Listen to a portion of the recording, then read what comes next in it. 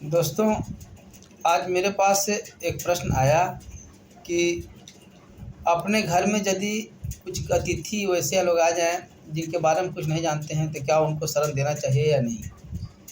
तो इस पर पंचतंत्र की एक कहानी की श्लोक मुझे याद आई और मैं उसे आपके सामने रख रहा हूँ एक कहानी के रूप में।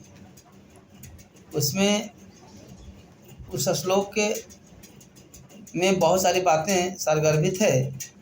कहा गया है कि अज्ञात कुलशीलस्य वासो देवो न कचितः मार्जारस्य हिदोषेन हतो गृधो जरद्गवः।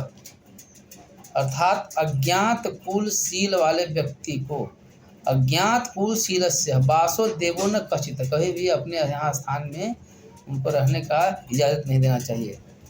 क्योंकि मार्जारस्य हिदोषेन, क्योंकि एक सियार की दोष से हतो गृधो जरद्गवः, वह जरद्गव नाम के गिद्ध था, उसकी मृत्यु हुई थी। यानी कहने का मतलब है कि मैं छोटा सा कहानी आपको सुनाने जा रहा हूँ, आप उसे ध्यान सुनेंगे। ज्ञानप्रद कहानी है। यानी एक पीपल के पेड़ पर एक जरद्गव पूरे पक्षी रहते थे और वो सारे पक्षियों असुरक्षित थे।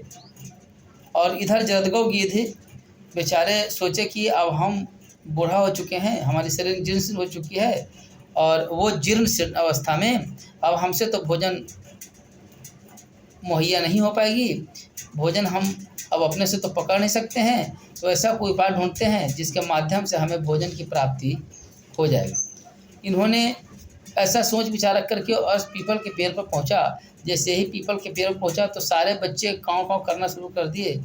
इन्होंने अपना परिचय दिया और वहाँ एक संगोष्ठी लगाई और संगोष्ठी में इन्होंने घोषणा किया कि भाई आप लोग अपने अपने बच्चों को छोड़ के बाहर जाते हैं तो ऐसा क्यों नहीं करते हैं कि आपका बच्चा जो असुरक्षित रहता है आप हमारी ड्यूटी दे दें और हम आपके बच्चों को देखेंगे और आप जब भोजन लेके आओगे तो थोड़ा थोड़ा हमको भी भोजन दे देना, उससे हमारी प्रवृत्ति चल जाएगी और आपके बच्चे भी सुरक्षित रहेंगे। सारे उस पीपल के वृक्ष पर रहने वाले सारे पक्षी ये निर्णय किया और लगा कि सब बिल्कुल सही में है। ऐसी स्थिति होते होते अपना रहना शुरू कर दिए जरद्गव गिद्ध जी। तो एक सियार जो है, मार्जार जिसको कहा जाता है, तो सियार बेचारे आए और अपना परिचय देने के पहले ऊपर चढ़ना शुरू कर दिए वृक्ष पर, तो बच्चे पढ़ा करना शुरू कर दिए। ऐसे भी आप देखते होंगे कि जब भी सियार या बिल्ली को देखता है पक्षी तो चहचहाहट शुरू कर देता है, उसे लगता है कि हमें कोई दुश्मन तैयार होकर के आ गया है। तो वहाँ पर सियार जाकर के जैसे ही ऊपर चढ़ रहा था तैसे ही जरद्गव गिद्ध कस के उसको डपटा, कौन है बोलो कौन है, अपना परिचय बताया और उससे दोस्ती कर लिया। दोस्ती करने के बाद अब ये सियार उनके बेचारे अंधे थे, जरद्गव गिद्ध अंधे थे, उनकी आँख तो लोकती नहीं थी, प्रकाश तो उनका गायब हो चुका था वृद्धावस्था होने के चलते। तो सियार जो है वहाँ पहुँचते थे और सारे बच्चों को खाते थे और खाने के बाद उस बच्चे की जितनी भी हड्डियाँ बचती थी वो सारे हड्डी को जरद्गव गिद्ध के कोटरे में डाल देते थे।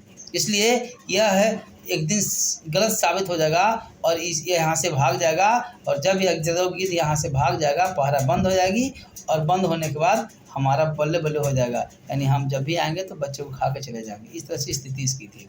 तो वही बात करता था। एक दिन के बाद हुई कि बच्चे की संख्या जब कमना शुरू हो गया तो सारे पक्षी मीटिंग लगाए, संगोष्ठी बैठाए और निर्णय किया कि आखिर आज पता लगा के ही रहो कि आखिर हमारे बच्चे को कौन खा जाता है। प्रतिदिन अंडा पी जाता है, बच्चे खा जाते हैं, आखिर ऐसा कौन करता है। खोजते खोजते खोजते खोजते वो देखता है कि जरद्गव गिद्ध के वही जो घर था, खोता था, कोटरा जिसको कहते हैं हम लोग, उसमें ही जो है सो हड्डी पाया गया सारे बच्चे का।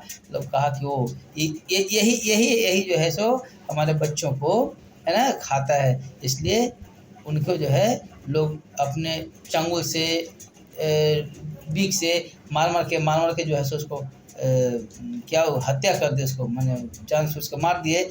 मारने के बाद जो है बेचारे की कहानी समाप्त हो जाती है। तो इसीलिए श्लोक बना था कि अज्ञात कुलशीलस्य, जिसके पूर्ण खानदान के बारे में आप नहीं जानते हैं, वासुदेव ने कष्टित, उसे कभी भी रुकने का आदेश मत दे, नहीं तो फिर मार्जारस्य ही दोष है, न सियार के दोष से हतो गिद्ध बेचारा मारा गया। यही श्लोक की सार्थकता थी।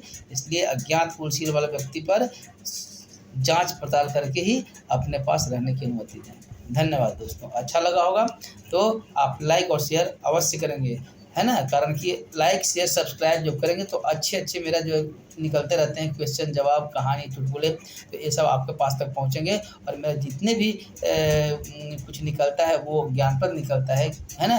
आप इसे ध्यान से समझेंगे और सब्सक्राइब करेंगे। धन्यवाद, नमस्कार, प्रणाम।